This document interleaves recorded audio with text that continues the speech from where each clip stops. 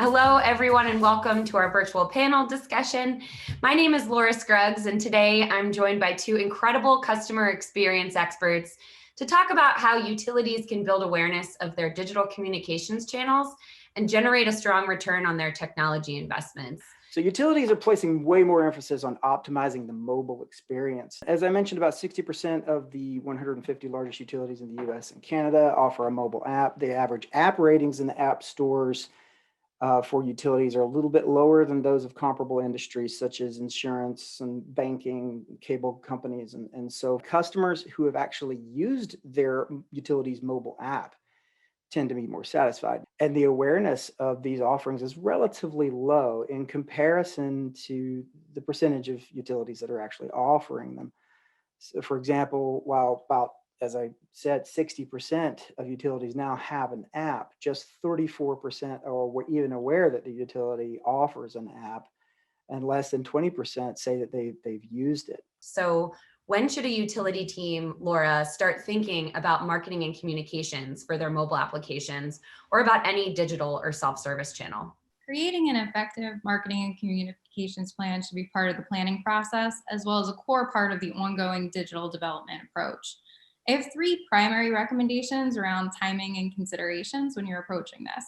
First, the marketing and strategy team should be part of your mobile application planning process from day one, before any project kicks off. Second, there is a natural tendency to plan for a big initial campaign release right when your mobile app is placed into the stores. However, while this is certainly important, ongoing communications are equally, if not more critical, in order to hit your goals around customer acquisition and retention. Finally, and adding to the goal of creating touchpoints across a multitude of channels at a variety of times, it is important to ensure that those touchpoints reach all of your identified customer personas, with a special focus on communications to customers that traditionally leverage less technology, such as older populations. I'm sure many of us have downloaded an app from the Apple App Store or the Google Play Store at some point. And that App Store listing is really important. So what are some of the ways that utilities can maximize the value of that listing and then improve download rates? If your app suffers from poor ratings, all is not lost. You should not give up. It's critical, however, to put in place a strategy to address this. And usually this encompasses two components, a technical component as well as a communications one.